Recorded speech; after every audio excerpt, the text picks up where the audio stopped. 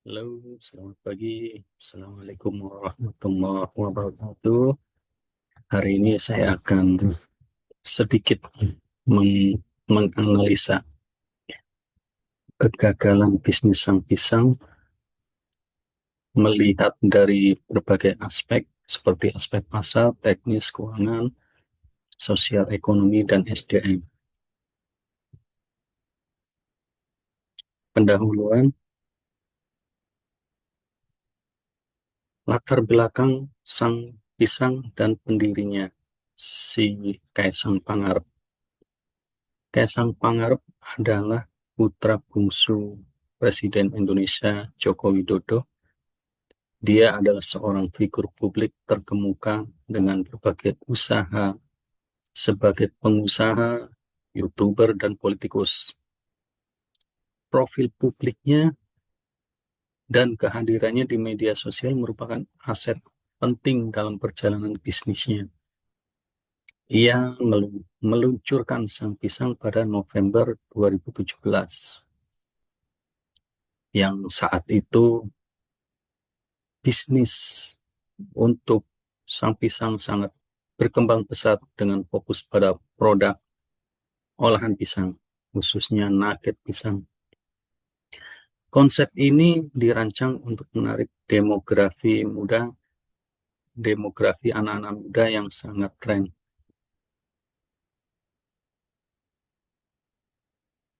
Mari kita analisa satu persatu aspek-aspek yang mempengaruhi dalam kajian ini.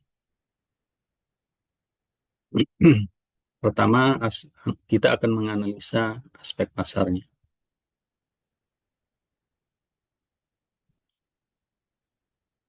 Pasar cemilan pisang olahan, khususnya pisang goreng, nugget pisang, itu sangat ketat di Indonesia.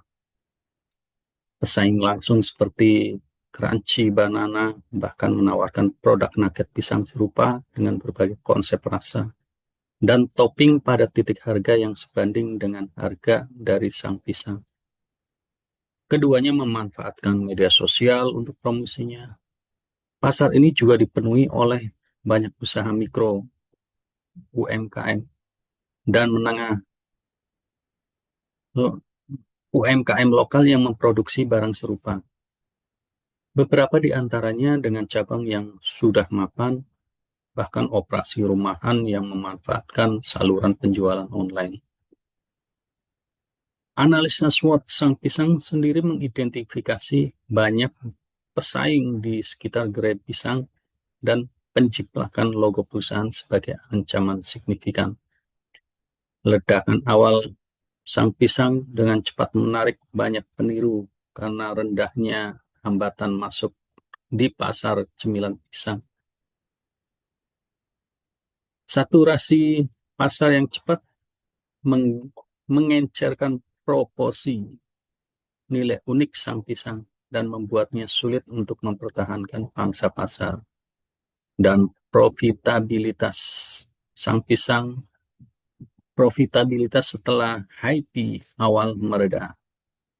Fenomena FOMO, fear of missing out, di mana bisnis terjun ke tren tanpa perencanaan strategis yang matang. Kemungkinan berkontribusi pada lingkungan persaingan yang intens ini. Keberhasilan awal sang pisang secara alami menarik pesaing, terutama konsep produk yang sederhana dan bahan baku yang mudah didapat. Ketika pasar menjadi jenuh, diferensiasi menjadi sangat penting. Jika pembeda utama sang pisang awalnya adalah daya tarik kekinian dan status selebriti pendirinya, hal, hal ini mudah ditiru atau dapat memudah. Ini akan memaksa pergeseran ke keunggulan kompetitif lainnya. Misalnya, kualitas unggul, harga lebih rendah, pengalaman pelanggan yang unik, yang mungkin sulit dipertahankan oleh sang pisang di seluruh jaringan yang berkembang.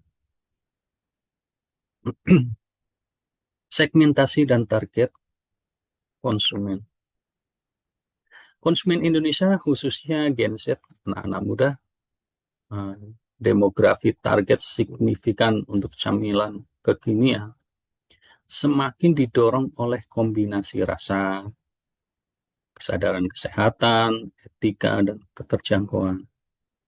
Mereka mencari makanan yang diproses secara minimal dengan bahan-bahan yang dapat dikenali, kandungan protein tinggi, dan tertarik pada rasa yang trendy atau tidak biasa. Harga tetap menjadi faktor dominan dalam keputusan pembelian, dengan banyak konsumen memilih alternatif yang lebih murah karena kekhawatiran biaya hidup.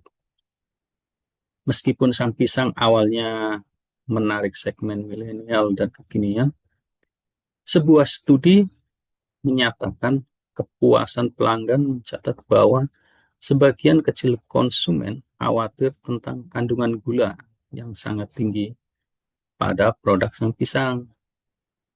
Ini menunjukkan kesadaran kesehatan yang meningkat yang mempengaruhi keputusan pembelian. Persaingan dan posisi produk sang pisang.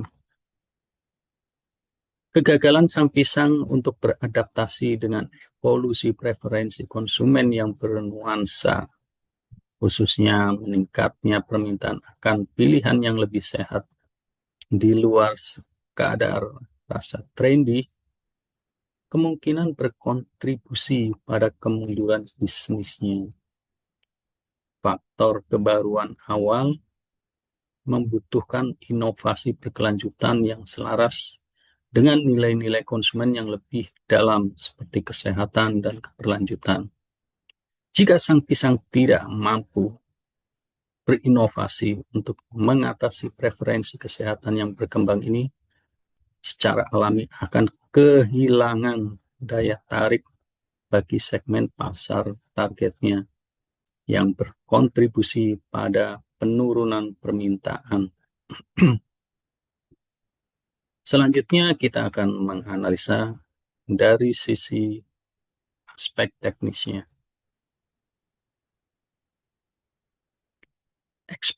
Ekspansi yang cepat dan bervariasi, meskipun menunjukkan penerimaan pasar yang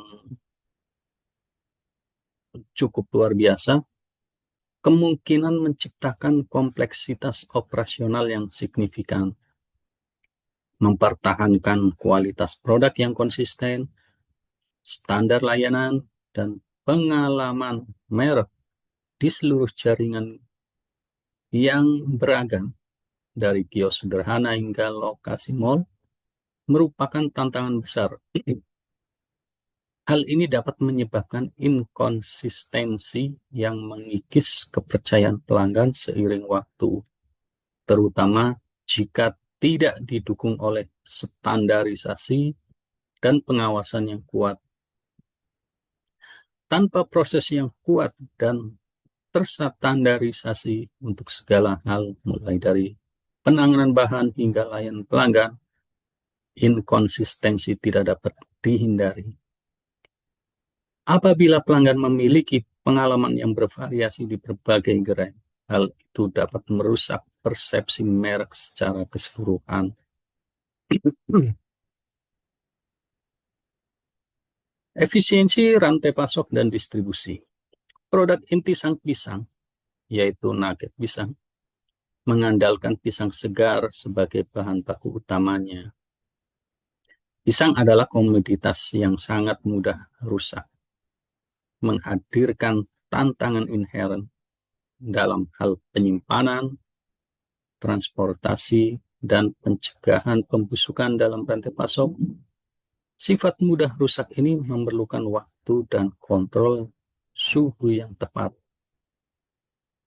Masalah yang dilaporkan terkait masukan bahan baku menyoroti kerentanan kritis dalam operasi teknis dan manajemen rantai pasok sang pisang. Pasokan bahan inti yang mudah rusak yang tidak konsisten atau tidak mencukupi akan secara langsung mempengaruhi kapasitas produksi, menyebabkan kehabisan stok, mengganggu kesegaran produk, dan pada akhirnya mengakibatkan hilangnya penjualan dan ketidakpuasan pelanggan. Kelemahan operasional mendasar ini dapat secara signifikan merusak profitabilitas karena kenaikan biaya operasional dan reputasi merek. Infrastruktur dan lingkungan operasional. Penggunaan kontainer modifikasi untuk beberapa gerai menunjukkan infrastruktur yang cukup sederhana dan ramping, mungkin bersifat sementara. Meskipun hemat biaya, pengaturan semacam itu mungkin memiliki keterbatasan dalam hal ruang, peralatan, dan kenyamanan pelanggan secara keseluruhan. Bisnis ini menekankan persiapan higienis dan tempat penjualan yang bersih dan higienis sebagai faktor yang berkontribusi pada popularitasnya. Meskipun penekanan awal pada kebersihan merupakan kekuatan, peningkatan operasi dengan berbagai jenis infrastruktur dapat menimbulkan tantangan dalam mempertahankan standar operasional yang konsisten, termasuk kebersihan, pemeliharaan peralatan, dan lingkungan toko secara keseluruhan. Setiap kelalaian di area ini dapat secara halus mengikis persepsi pelanggan dan berkontribusi pada penurunan bisnis. Jika beberapa lokasi kurang nyaman atau tidak terawat dengan baik, hal itu dapat mengurangi pengalaman merek secara keseluruhan. Bahkan jika produknya sendiri bagus, mempertahankan persiapan higienis di begitu banyak titik penjualan yang beragam adalah tantangan operasional yang konstan. Selanjutnya, mari kita analisa aspek keuangannya.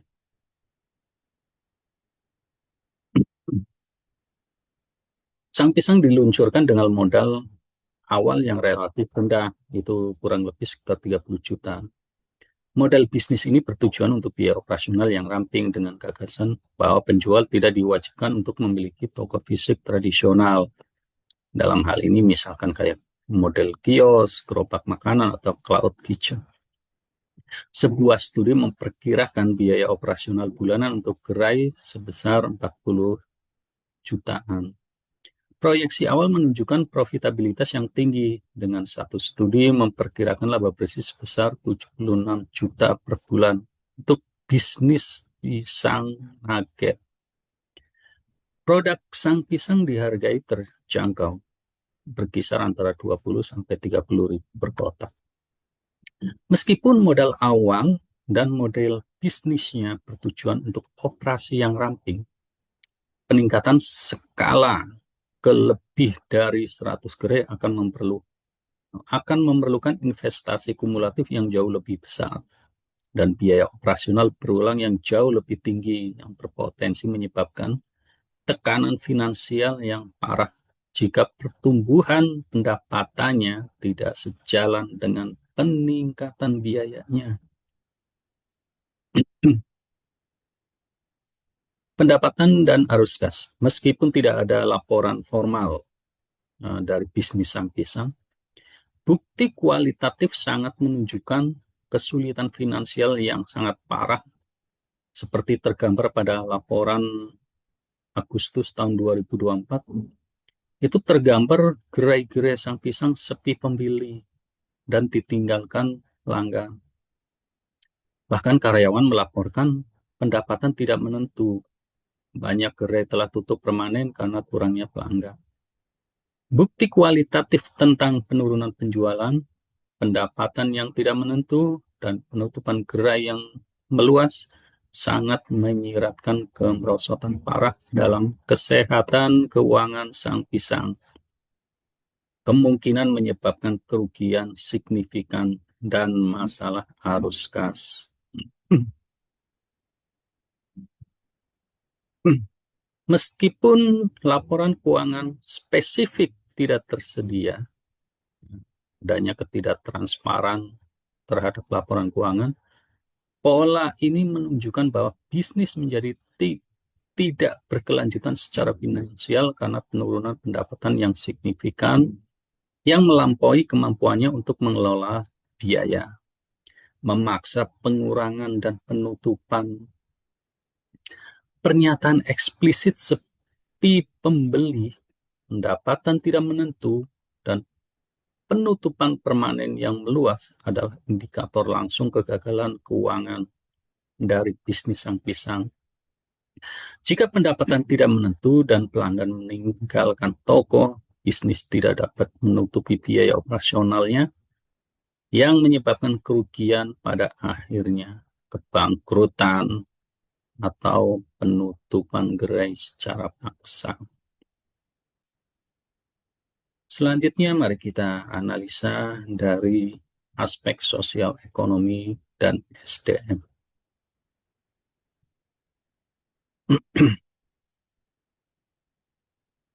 Ekspansi sang pisang itu menciptakan lapangan kerja yang cukup signifikan. Dilaporkan sang pisang mempekerjakan lebih dari 1.500 individu pada tahun 2023. Ini sangat berkontribusi positif terhadap ekonomi lokal dan mengurangi pengangguran. Dan sang pisang berkomitmen untuk mendapatkan bahan baku pisangnya secara lokal yang memberikan manfaat ekonomi bagi petani lokal. Akan tetapi, dengan adanya penurunan dan penutupan gerai sang pisang yang meluas, akhirnya menyebabkan hilangnya banyak pekerjaan dan menciptakan pengangguran baru. Kegagalan bisnis sang pisang dapat menciptakan kestabilan ekonomi bagi karyawan, bagi pemasok bahan baku, dan pemilik lahan yang mempengaruhi ekonomi lokal. Dan ditambah kontroversi seputar sang pendiri sekaligus sang pemilik, khususnya aktivitas politiknya, secara langsung menyebabkan persepsi publik yang negatif yang kemudian mempengaruhi bisnis. Sang pisang didirikan dengan model bisnis yang didorong oleh pendirinya.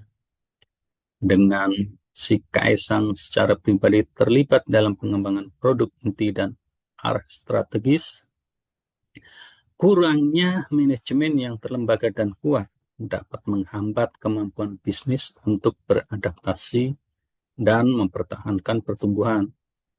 Seiring dengan skala sang pisang yang mencapai lebih dari 100 gerai, kebutuhan akan tim manajemen yang kuat dan profesional untuk keuangan operasi sehari-hari, kontrol kualitas, dan adaptasi strategis menjadi sangat penting. Pengurangan staf yang signifikan di gerai-gerai yang kesulitan penjualannya menunjukkan kesulitan operasional yang parah dan kemungkinan penurunan moral karyawan serta kepuasan kerja. Turnover karyawan yang tinggi kan karena pendapatan yang tidak menentu dan lingkungan kerja yang buruk akan semakin menurunkan kualitas layanan, efisiensi operasional, dan konsistensi merek secara keseluruhan, menciptakan lingkaran umpan balik negatif yang mempercepat kemunduran bisnis. Bisnis tanpa strategi yang matang dan kurangnya kemampuan manajerial yang kuat adalah faktor mendasar yang memperburuk semua tantangan dan hambatan lainnya. Kedalaman perencanaan strategis dan eksekusi yang diperlukan tidak memadai, sehingga membuat bisnis rentan terhadap tekanan pasar, teknis, dan sosial ekonomi yang dihadapinya. Rekomendasi untuk bisnis sang pisang. Pertama, harus melakukan diversifikasi identitas merek. Untuk usaha yang didukung selebriti, bangun identitas merek secara strategis yang dapat berdiri sendiri terlepas dari kontroversi pribadi pendirinya. Fokus pada pembentukan narasi merek yang kuat, nilai produk, dan pengalaman pelanggan yang beresonansi di luar daya tarik langsung selebriti. Yang kedua, berinvestasi dalam inovasi berkelanjutan. Prioritaskan penelitian dan pengembangan berkelanjutan yang melampaui variasi rasa permukaan. Kembangkan produk yang selaras dengan tren konsumen yang lebih dalam dan lebih abadi. Yang ketiga, membangun keunggulan operasional yang dapat diskalakan. Yang keempat, membina tim manajemen yang kuat dan berdedikasi. Rekrut dan berdayakan tim manajemen yang kompeten, yang mampu menangani operasi harian, eksekusi strategis, dan pemecahan masalah. Selanjutnya, menjaga disiplin dan transparansi keuangan. Terakhir, rekomendasi terakhir adalah intelijen pasar berkelanjutan. Bangun sistem untuk memantau landscape kompetitif, preferensi konsumen yang berkembang, dan tren yang muncul. Demikian analisa singkat terkait kegagalan bisnis sang pisang. Saya Hanifudin, ucapkan terima kasih. Assalamualaikum warahmatullahi wabarakatuh.